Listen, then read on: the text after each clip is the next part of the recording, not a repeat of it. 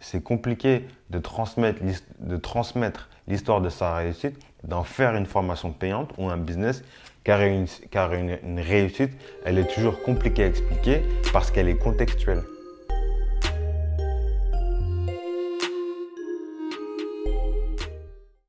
J'aime beaucoup ce que tu m'as dit sur si je pensais que la vente, sa réussite était un leurre. Alors, je pense que c'est un vrai paradoxe parce que dans le milieu de l'infoprenariat, il y a beaucoup d'infopreneurs qui vendent leur réussite et et en faisant des formations, ils disent, OK, moi, j'ai réussi à lancer mon business en ligne, j'ai réussi à faire 10 000 € par mois dans tel ou tel secteur d'activité, donc je suis compétent pour te, pour te, pour t'aider à faire la même chose. Et je pense que ça, c'est un vrai paradoxe. Et pour moi, je pense que pour moi, c'est un peu paradoxal et c'est un peu un leurre de penser ça. En tout cas, c'est pas voir toutes les dimensions invisibles et tous les paradoxes qu'il y a autour de ça. Parce qu'en fait, une réussite d'un entrepreneur, déjà, elle est toujours contextuelle et elle est toujours, elle est contextuelle et elle est toujours signée par la personne, tu vois. Et il y a des facteurs invisibles hors de notre champ extérieur dont l'entrepreneur n'a même pas conscience. Et quand je dis nous, c'est plutôt moi dans ma réussite, il y a des facteurs que je ne connais pas.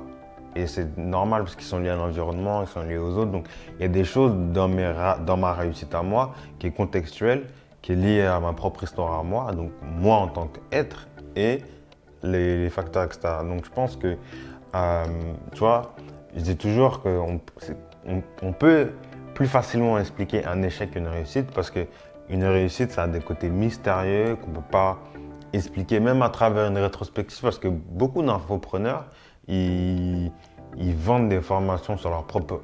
Ils vendent des formations en disant « vous allez réussir avec moi parce que moi j'ai réussi, donc vous allez appliquer ma propre méthode ». Je pense que c'est paradoxal. Ça peut marcher et ça peut aussi ne pas marcher. Parce que, comme j'ai dit, une réussite c'est contextuel et sorti de son contexte, je ne sais pas si ce sera la même réussite. Tu vois. Parce que les gens ils vont se réapproprier différemment de ce que toi tu as fait et ils vont peut-être pas faire de la même manière. Donc ça va peut-être pas marcher en fait. Tu vois, c'est ça qui est important. Par exemple, quand tu prends le lancement d'une activité, une personne qui va par exemple, qui va démarrer son activité en 2020, elle va commencer à avoir, son entreprise va commencer à être rentable en 2021. Et quand elle va voir que son entreprise est rentable en 2021, elle va peut-être se dire que à la fin de l'année 2021, donc pour 2022, je vais faire une formation sur ça. Mais en fait, elle va transmettre la réussite de son entreprise qui a commencé 2 ans avant. Donc, cette rétrospective, elle a commencé 2 ans avant. Donc, elle va transmettre des choses qu'elle a faites, des stratégies qu'elle a mis en place, mais qui sont peut-être déjà périmées en 2022 parce que le marché aura changé, les habitudes de consommation auront peut-être changé en 2 ans. Tu sais, dans le business, ça va très vite. Donc, pour moi, c'est paradoxal, tu vois. Mais bon, après, ce qui est important quand même, c'est que, tu vois, c'est intéressant de voir ça. Mais il faut vraiment faire la différence entre je suis un bon entrepreneur et je suis un accompagnant qui est capable d'aider des entrepreneurs à faire des super entreprises. C'est un peu différent. C'est un peu, je vais prendre 2 exemples. Tu vois, il y a le premier exemple des virtuoses au piano et ils ont toujours une personne qui va les aider à améliorer leur pratique, tu vois, et qui va leur faire être des meilleurs virtuoses.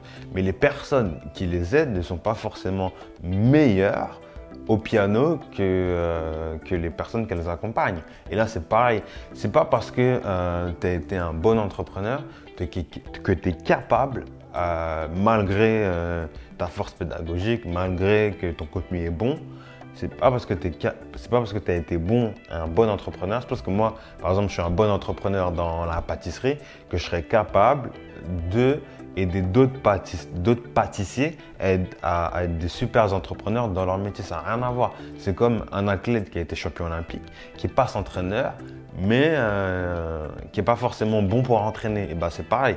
Tu as des super entraîneurs qui n'ont pas forcément été des super athlètes. Donc, je pense que dans l'entreprise, c'est compliqué de transmettre l'histoire de sa réussite, d'en faire une formation payante ou un business, car une réussite, elle est toujours compliquée à expliquer parce qu'elle est contextuelle.